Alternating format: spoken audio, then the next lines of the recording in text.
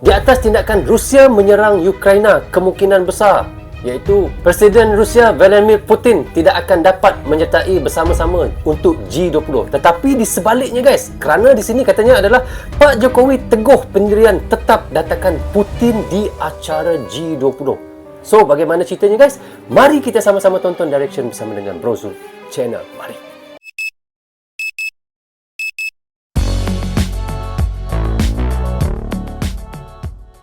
Hai guys, Assalamualaikum. Apa khabar semua? Berjumpa lagi kita di dalam Bro Zul Channel guys. Apa khabar anda orang Indonesia, orang Malaysia, orang Brunei, orang Singapura ataupun di seluruh dunia?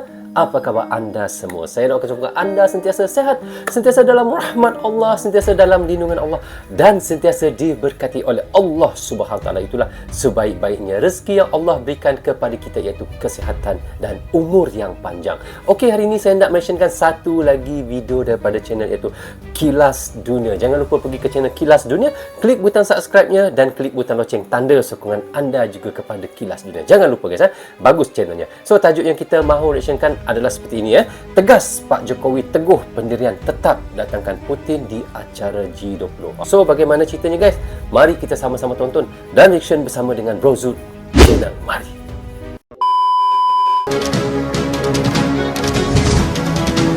Garuda. Tegas Pak Jokowi teguh pendirian tetap datangkan Putin di acara G20. Itu katanya guys.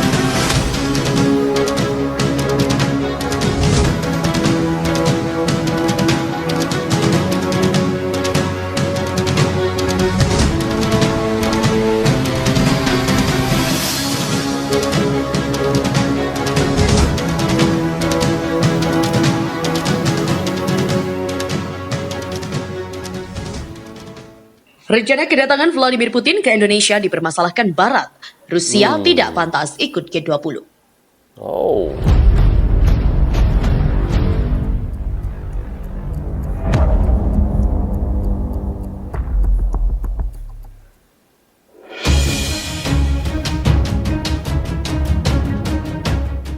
Dubes Rusia untuk Indonesia Lyudmila Vorobieva mengatakan Presiden Rusia Vladimir Putin berencana datang ke Indonesia untuk menghadiri KTT G20 di Bali pada akhir tahun 2022 ini.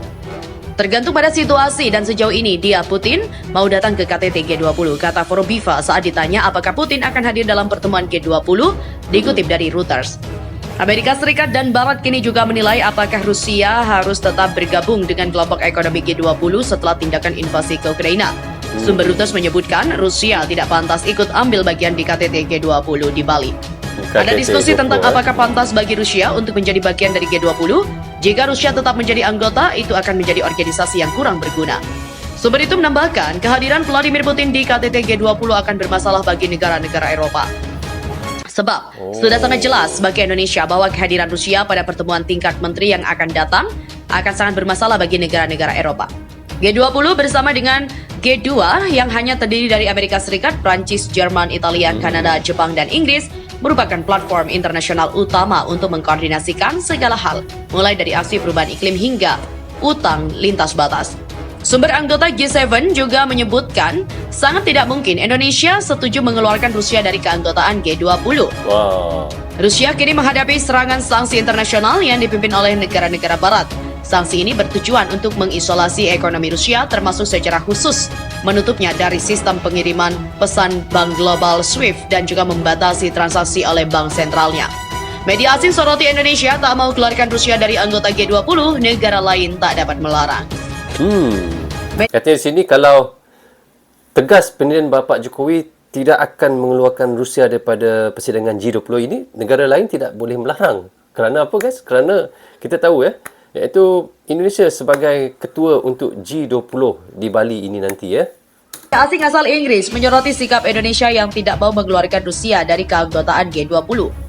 Amerika Serikat dan Sekutu Barat diketahui juga telah mempertimbangkan untuk mengeluarkan Rusia dari keanggotaan G20 setelah tindakan invasinya di Ukraina.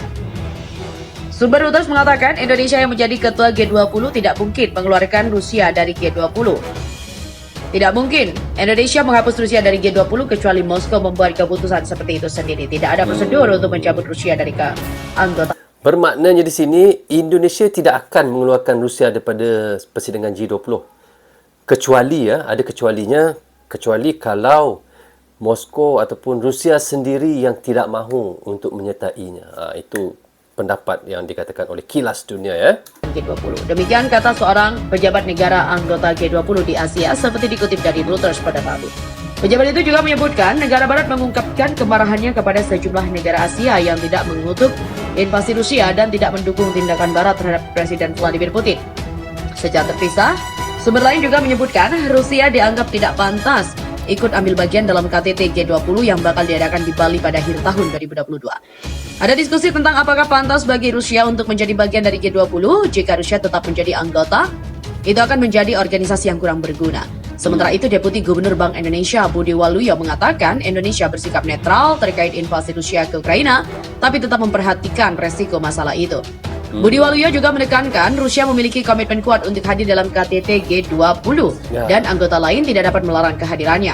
Secara terpisah, Duta Besar Rusia untuk Indonesia Lyudmila Vorobiva mengatakan Vladimir Putin berniat datang ke Indonesia untuk menghadiri KTT G20 di Bali. Lyudmila Vorobiva juga mengatakan tekanan Barat untuk mengeluarkan Rusia dari G20 merupakan sebuah kemunduran. Ada banyak pimpinan negara yang mengomentari peran Rusia dan juga Ukraina. Tentunya jika Rusia dikeluarkan dari forum semacam ini, langkah itu tidak akan memperbaiki dan tak membantu perbaikan situasi ekonomi, bahkan sebaliknya, tanpa Rusia ini akan sulit. Namun hampir 1 bulan perang Rusia dan Ukraina terjadi, baru inilah mantan Presiden Amerika Serikat Donald Trump angkat suara. Kata Presiden ke-45 AS itu, dia ingin memperingatkan seluruh dunia khususnya Rusia, bahwa AS adalah kekuatan nuklir terbesar di dunia.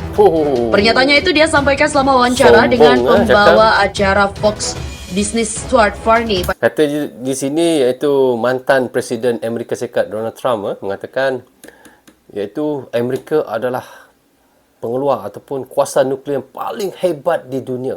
Itu kata oleh mantan Presiden Amerika Serikat Donald Trump. Okey, kita sambung ya. Hari Senin kemarin, Trump juga mengklaim bahwa jika dia adalah Presiden AS, maka dia akan mengancam Presiden Rusia Vladimir Putin dengan pengerahan kapal selam nuklir AS. Dia juga akan memberitahu diktator itu bahwa AS akan meluncur nuklir berkali-kali ke wilayah Rusia. Dilansir dari express.co.uk pada Rabu, AS memang memiliki 68 kapal selam operasional.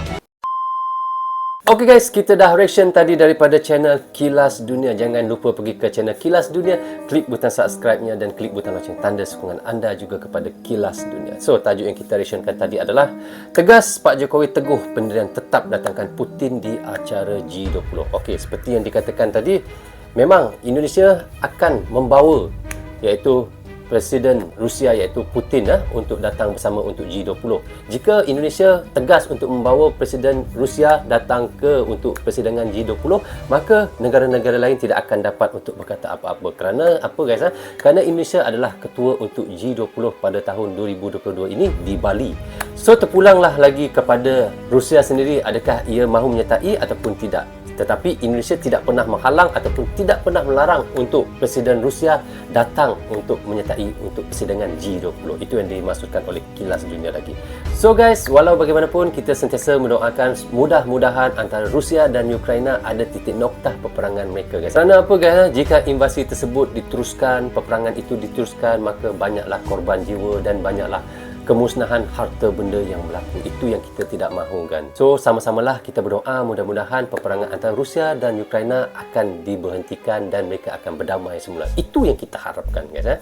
Okey guys, sampai di sini saja untuk reaction sekali ini. Semoga manfaat untuk kami di Malaysia dan untuk anda di Indonesia juga. Jangan berhenti menyokong Brozul Channel. Tanpa sokongan anda tiadalah Brozul Channel di dalam YouTube ini. Bagi anda yang suka dengan cara saya reaction, anda boleh klik butang subscribe dan klik butang loceng tanda sokongan anda kepada saya. Jaga di anda, keluarga anda, terutamanya anak-anak isteri anda serta ibu bapa anda. Assalamualaikum warahmatullahi wabarakatuh.